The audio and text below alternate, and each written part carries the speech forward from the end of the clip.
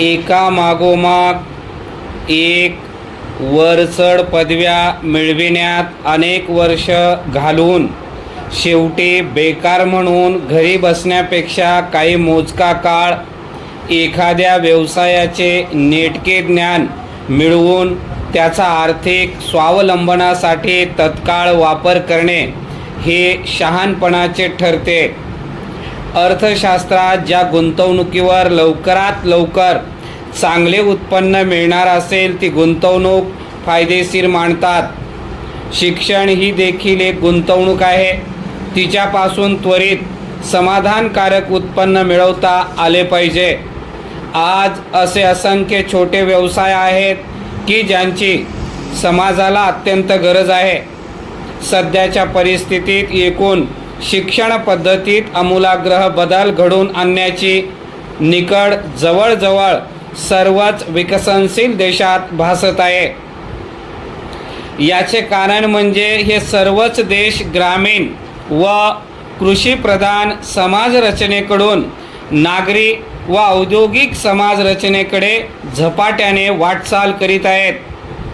औद्योगिकरण, स्वावलंबन आणि समृद्धी ज्या देशाला हवी असते त्या देशाला आपल्या उपलब्ध श्रमशक्तीचे नियोजन फार काळजीपूर्वक करावे लागते.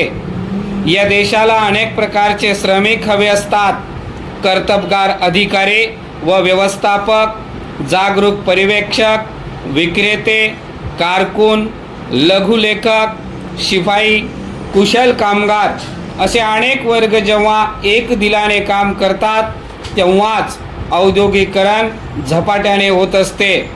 सध्याच्या परिस्थितीत कोणत्याही प्रकारचे काम असले तरी त्यामध्ये विशेषीकरण करणे आवश्यक ठरू लागले आहे. सध्या कारकून असो किंवा मोठा व्यवस्थापक असो, तो स्वतःच्या कामामध्ये आवश्यक ते अद्ययावत ज्ञान आणि कौशल्य आत्मसात केलेला असा असतो.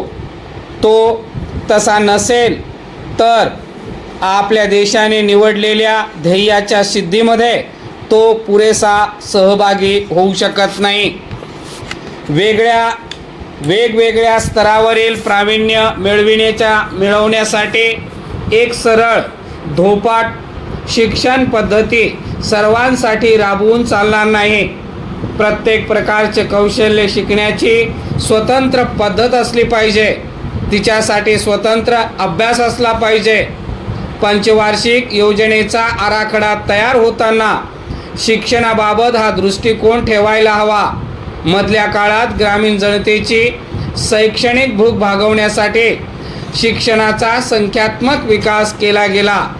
लहान गावात आणि खेड्यातही महाविद्यालये उघडली गेली. यातूनच बेकारीची समस्या देशापुढे उभी राहिली.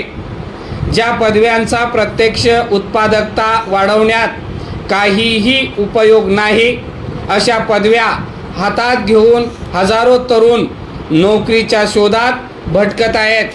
म्हणूनच विचारवंत प्रचलित शिक्षण पद्धतीत परिवर्तन घडवून आणण्याच्या दिशेने प्रयत्नशील आहेत.